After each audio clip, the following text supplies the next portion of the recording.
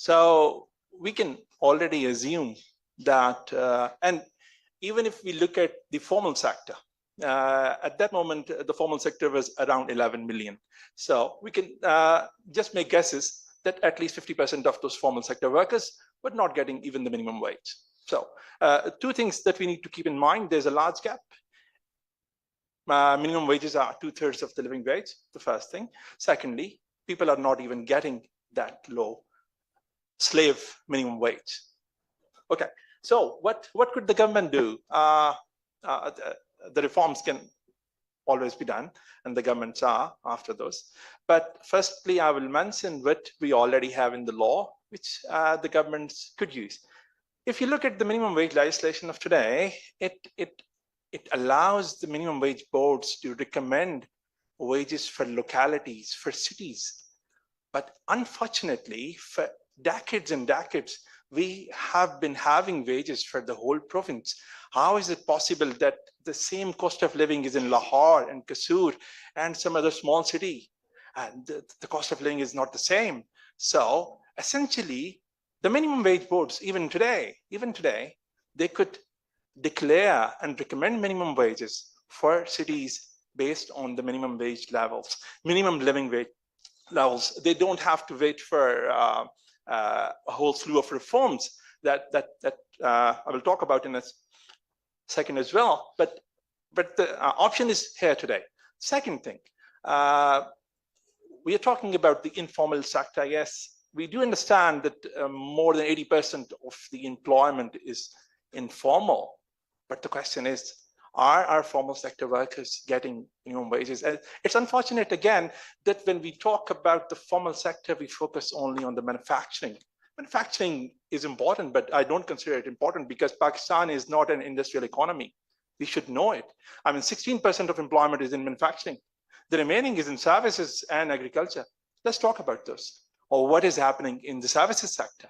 I mean, yes, because it's easy to talk about them because they are exporting, and the manufacturing sector is already under the pressure by the buyers as well. I mean, because they are supposed to comply to a certain level at least. So let's focus on the services sector and the remaining, which are employing more people. So. The two provinces, Punjab and Sindh, they are going through a huge legal reform at this moment. That would be the most fundamental reform in the last 78 years of this country, is they are consolidating more than 30 pieces of labor legislation into a single labor code. And in the minimum wages part, there is this provision that once the minimum wage boards are determining the minimum wages, they should look at the needs of workers and their families. Yes, some people could say, yes, but this is only in the law. But the first step is that the legislature should recognize something as important. Once you have it in the law, then you can use it also once the minimum wage boards are sitting together with the social partners, and then the unions could also talk about that. These are the needs of the workers and the families, and then we have the numbers as well to showcase that. Okay, the living wages, yes, estimates could always be improved, but we need a number to move forward. And then the argument could be whether the minimum living wage is 55,000, 60,000, 67,000, but at least there will be a number. And hopefully, if these reforms come through in the coming months, which hopefully the governments in Punjab and Sindh would do, is that then you will have at least a whole criteria to set the minimum wage. And the first criteria would be the needs of the workers and the families. And this is important because unless you take into account the needs of workers and the families, but also the employers as well, because employers need to be there as well. But the first step is to consider the needs of workers and families.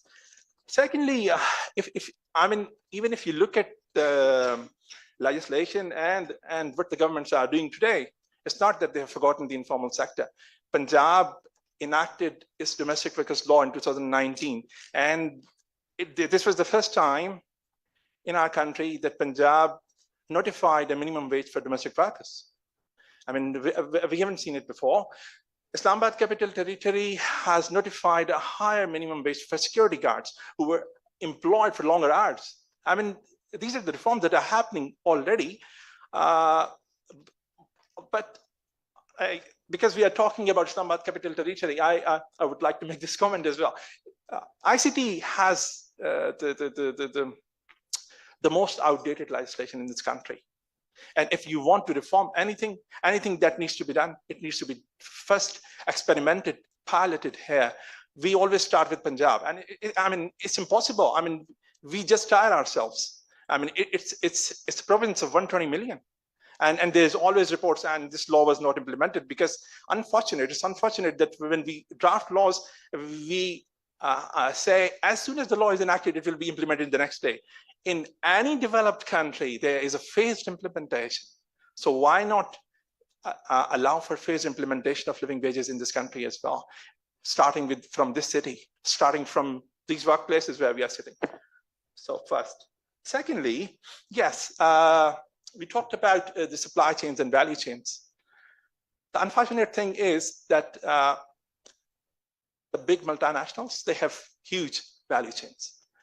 And the labor inspectors, they always go behind the subcontractors and the subcontractors. If you want to reform, and this is what is also being recommended under the reforms in Punjab and Sindh, and is also recommended in EU's new directive, is that go after the principal employer, go after the top of the supply chain, because it is their responsibility to ensure that the labor legislation and minimum wages or living wages, they should be complied with. Don't go after the subcontractors and the home-based workers. No, go after and this makes sense, because then they will ensure that that people have the access to living wages. Third, how can we improve labor inspection system? I mean, we have one labor inspector for 160,000 workers. It's impossible. I mean, even if we double, we currently have 560 labor inspectors in this country. Even if we double, it will be 80,000 workers per labor inspector. I mean, and there will be a huge impact on the provincial governments. So what you could do is that make the filing of complaints easier through online, through phone calls, and make the labor inspection stronger by giving them training, by giving them access to the vehicles. If you ask the labor inspectors, they would tell you that they don't have a vehicle to go to inspect the workplaces they are supposed to. And the most important reform that could be done in labor inspection is that allow them summary enforcement like we allow the traffic inspectors. It will change everything in months. Because they will know at that moment. Now it takes months to go through the courts and months and months to go through the courts and then ensure that if the law was not complied with, whether the employers will be fined or not. But my focus is not putting fines on the employers. The focus is that what could be the minimum living wages? The governments can do it today if they want. They are already doing it in terms of domestic workers, home-based workers, security guards. So if you ask me, governments, I mean, I don't think that the governments have not cared about informal sector workers. And one more thing that I would like to say about the informal economy is that things can change in this country if we allow the labor legislation to be applicable across the board to all sectors of economy, irrespective of your contract status, whether I'm in the core or outer core. No. I should have access to all the rights that the labor legislation gives me. And let's start with the fundamental right. Fundamental right is that I have the right to safe and healthy workplace. I have the right to unionize. Let people unionize this 80% of the informal economy, and things will change in this country. Anyway, thank you. Thank you so much, Iftikhar. I think you said very important points, but I think I really agree with you where you said that even if we have a lot of policies, enforcement is very important, and inspection, obviously monitoring that we're actually implementing all of those policies, that is very crucial. Thank you for that.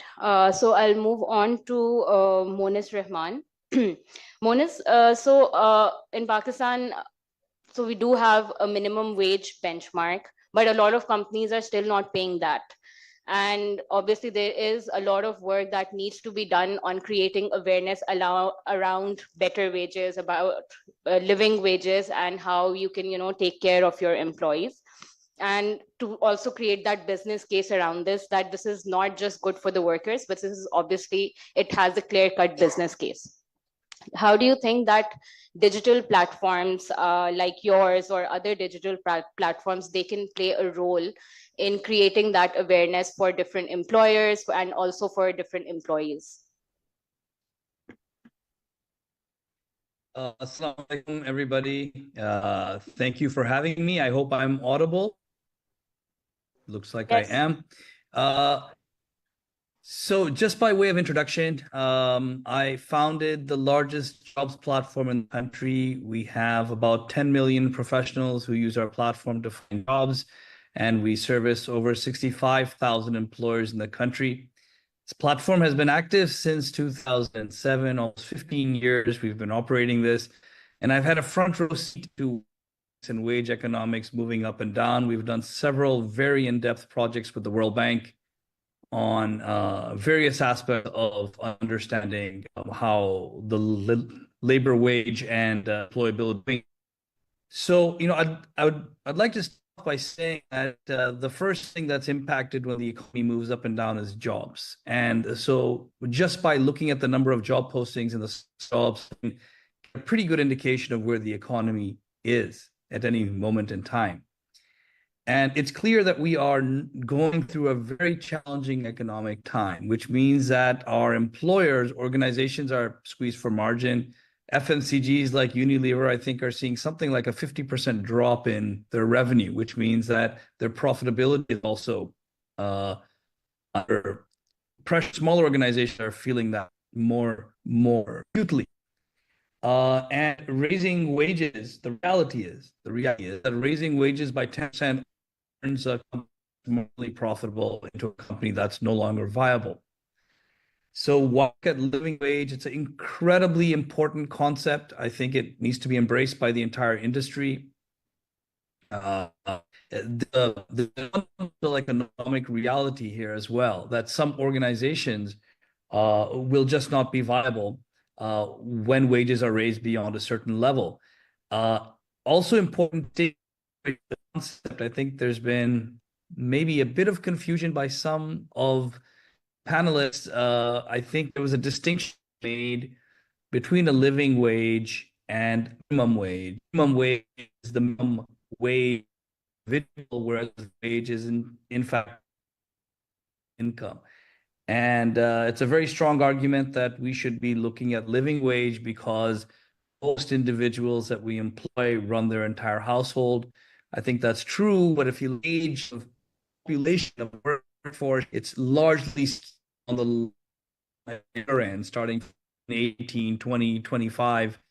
So just need to balance that as a dynamic. I'm not undermining in any way that we need to encourage as many organizations to pay as the maximum amount they can, up to a living wage and beyond. But I just want to highlight that there's an economic reality that's hitting us, and it's hitting us hard. And I think the next few years are going to be even more challenging for organizations. It will lead to unemployment. We've seen all of this happen. What I want to talk about is how technology can help intervene.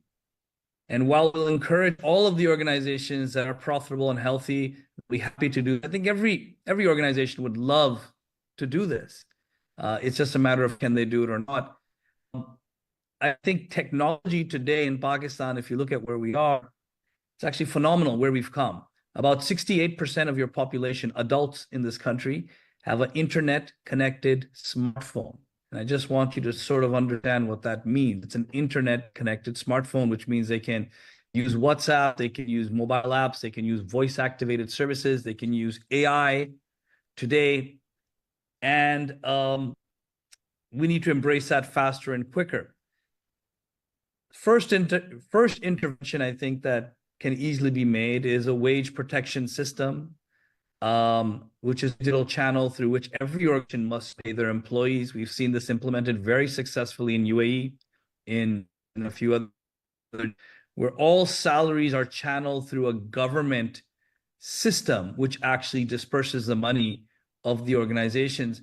There's a tremendous amount of monitoring that can happen, as data that's created on the back of this, and a tremendous amount of enforcement that goes to to ensure that people are being paid the wage that they are required to at a minimum by law, if not more. I think we have to hit that threshold first.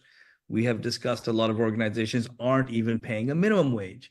So sort of a system is very key. It also allows us to give credit as well to the people bottom of the pyramid who can use it responsibly to augment their incomes. The second intervention that I want to talk about is I've been involved in hiring and creating jobs. We've placed over 1 million people into jobs in this country across, about 68,000 organizations or so. And one of our biggest challenges and one of my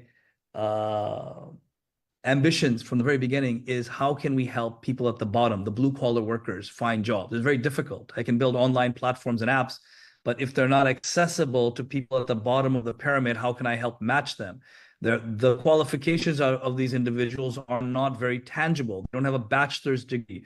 Their skill sets are harder for them to describe and to explain to you and match. So these were all challenges why we thought, well, we can never really use technology to help the bottom of the pyramid into the workforce. Likewise, the bottom of the pyramid, the skill set is so difficult to put them into any sort of I come here today that, look, AI is coming. AI is a machine, and it is going to display human beings, and our unskilled people are at risk because AI can do things much faster, especially that don't require a lot of intellectual input. And what I'd like to submit, and I think it's been now proven, and we should really embrace this fact, that Pakistan, and particularly the bottom of the pyramid, are less educated individuals, have most to gain from using AI. Why? Because now AI has become accessible through voice notes, through your WhatsApp. And we send a voice note in your WhatsApp, in Punjabi, in Urdu, and go to AI engine like ChatGPT. It will retrieve the results in Urdu or Punjabi or a technology available today. So now you have the most intelligent being available for anybody who knows how to use WhatsApp on, and the knowledge base they have access to is unprecedented. We've used this technology to help unskilled people through an Urdu conversation build a CV, a very structured CV, because the AI keeps asking them more questions. So now all of a sudden we have the data through voice from both employers and organizations who may not be that sophisticated, and individuals who are even less able, less educated. But now we can accurately same standards that they're both able to offer each other. And if we take this conversation one step further, now you can have skilled people perform the job of far higher skill because they have this AI tool to tell them and teach them. And I've seen firsthand, I've seen my chowkidar, who always wanted to college and works, he would be panicked, is now sending Urdu voice notes on his WhatsApp and asking it in Urdu, what does a spark plug do in an engine? And he's getting a very articulate, easy to understand answer back, and he's asking more questions. I've seen my cook plot of land he owns, and he made the legal agreement in English himself, although he doesn't speak English. He left a voice note saying, make me a legal agreement to set a plot of land that's X amount Y. Beautiful English agreement came out. So now we're able to take a lower skilled manual workforce that we thought really doesn't have too much to offer, and we have to have them move bricks because that's really the only thing they can do. That's not true. The human mind is amazing. So we have these superpowers at our ability. So now what can we do? Yes, we should give a living wage. We should. What if we then? Then there scrutiny, the penalty, close down my business, downsize, stop a production line. Yes, all of these are possible, but why not me, employer, teach all of my blue-collar, low-skilled employees how to use this AI on voice note, upskill them, and upskill them in my own organization. So if there's a laborer who isn't very skilled, I can teach him machine operator by having these AI voice instructions and courses and know-how. You can have people do tasks that are way above what you thought they could do. And this happens through every level of the organization, from your finance manager to your lower level, apologies. worker in the factory, all the way up to. Keep it brief, please. Okay. I've been waiting for a while. I think everybody has talked for a long time. So, I'll keep it as brief as you want, but I don't think I'm speaking any longer than anybody else has spoken so far. So with that, I'm going to conclude my remarks. That's all I wanted to say. Thank you very much. So we'll move to Ms. Nagin Akhtar, who is head of innovation at the Bank of Falah. In view of your role, how do you see innovation taking up at Bank of Falah, and how digital transformation will be playing a pivotal role in the banking sector, mostly if we look towards the contribution in terms of the living wage through financial products and service tailored for the low-income employees? Assalamu alaikum, everyone. Thank you for inviting me here. I represent the banking industry and Bank of Falah in particular here. The answer to your question is that I feel Bank of Falah has stood out in addressing this very critical problem that everybody has talked about since morning. And the banking industry in general can play a very, very vital role in addressing this problem, as they play a very critical role in the economy of Pakistan. So I'll just give you a few examples of what Al Falah has been doing to address this issue. So firstly, the minimum salary of our employees was raised from 35K to 50K last year. And now the minimum wage paid to all Bank Al Falah permanent employees is 50K, which is the living wage. Additionally, we also increased the entry level position salary to 50K from 40K. It was 40K last year, and this year we increased it to 50K, just to make sure that the young professionals also get a free chance and also a long time financial stability. Thirdly, a very, very important thing that Bank of Falah has done, and which sets it apart from rest of the banking industry, is that the retirement age was raised from 60 years to 65 years old. So which gives you a longer period, a tenure period to repay your debts, your loans, and also give you financial stability. Additionally, Bank of Falah has also introduced tax reimbursements. So the tax that you pay for different kind of transactions that we do every day, or in the course of our lifetime, we get tax reimbursements from the bank, and it's all being financed by the bank, by the board, to be precise. And then another very, very important thing that the bank has done, the entire last year was the same, and this year too, it gives salary adjustments to its employees, just to make sure that the inflation element is addressed adequately and the employees' well-being is ensured. And that is one of the reasons that Al Falah is one of the best employers. We have got several awards. Plus, if you look at the employees that have been around, you'll find people who've been around 18 years, 20 years, even more. So that goes on to prove that Bank Al Falah tries its best to sort of cater to this issue as much as we can.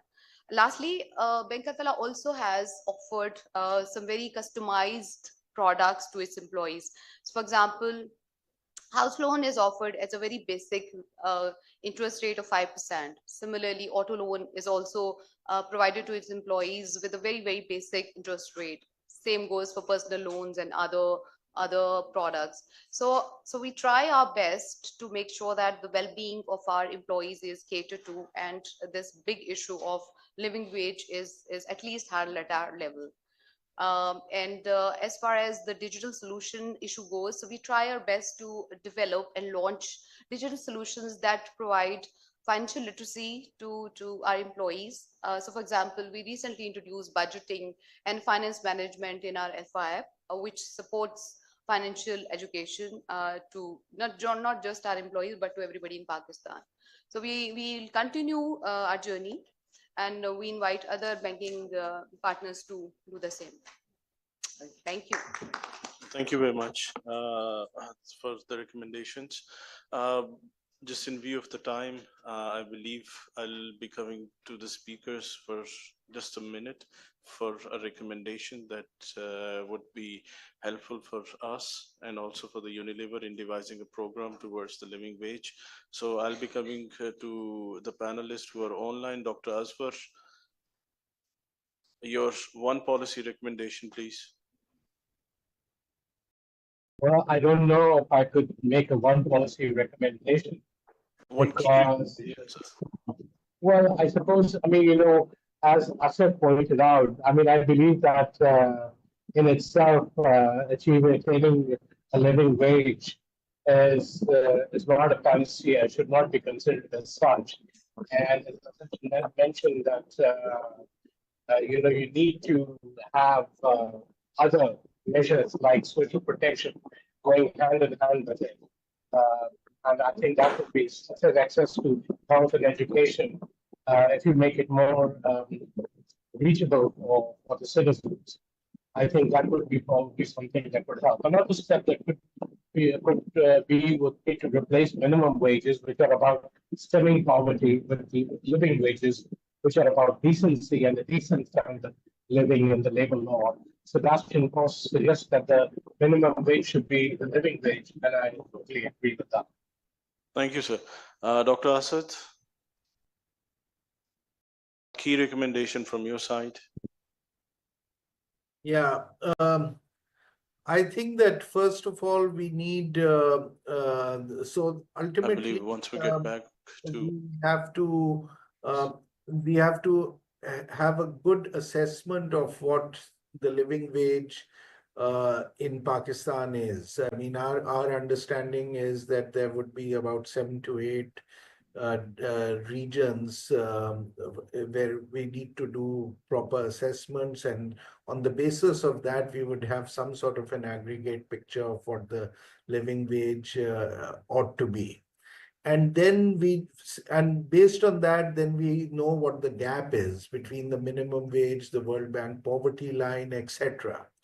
And then we need over time to monitor policies in which I believe social protection would be the most important, where that gap is reduced.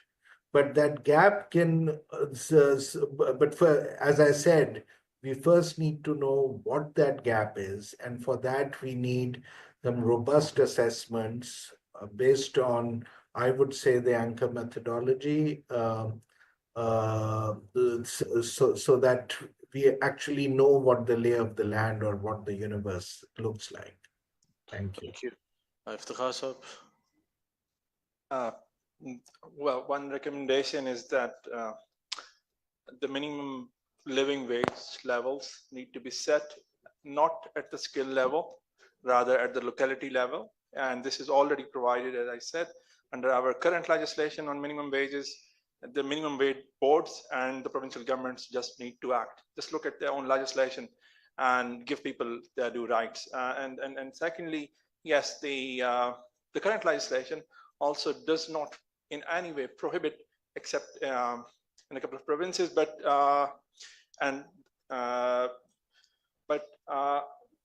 the provinces need to learn from each other already. As I said, the domestic workers law and the minimum wage for domestic workers has been given in Punjab, so the remaining provinces can learn. I mean, we don't need to look far beyond. We just need to look within this country. The reforms are happening. Thank you. Dr. Sebastian.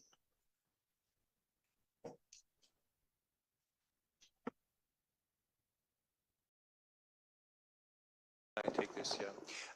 An appeal to the Pakistani government and the Pakistani employers implement consequently the obligations from GSP Plus that will also help you on the international supply chain law front. Thank you. Thank you. Ms. Nagin?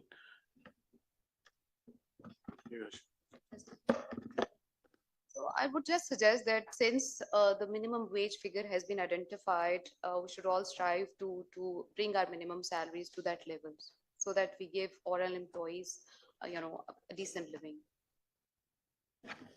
Thank you very much. Atif, your concluding remarks, and then we are done with the session, and we'll request for a group photo, and then we'll. So just thank you very much for all the speakers and the participants who were part of this session. We went a little over time. I think the discussion was so rich that it actually had, I think we will be needing some more sessions on this. Personally, I believe in Machiavelli and Hobbes, where I believe nothing good can come from intrinsic values of any individual or organization. We need to have a good, strong business case. I think for living wages, how does living wage convert into productivity? And that was also discussed. I think a strong objective evidence in this regard, I think will be able to convince not only the private sector, but also the government to start regulating this. And similarly, I think Dr. Sebastian pointed out some of the aspects where the customers and investors can also influence the living wage. So what as a way forward, I think we will be compiling the report and also taking inputs from the Unilever team and other participants as well. And I believe this is a very important idea, and we need to develop a program around it. It's sort of a multi-pronged strategy where the government is also forced to develop regulations in this regard, while the private sector is also convinced into actually giving them the benefit that this will eventually turn out to be a business success in the long run. So with this, I'd like to thank you all. I would also urge the panelists and the participants to also visit the expo and the food stalls that are on the ground floor. Thank you very much.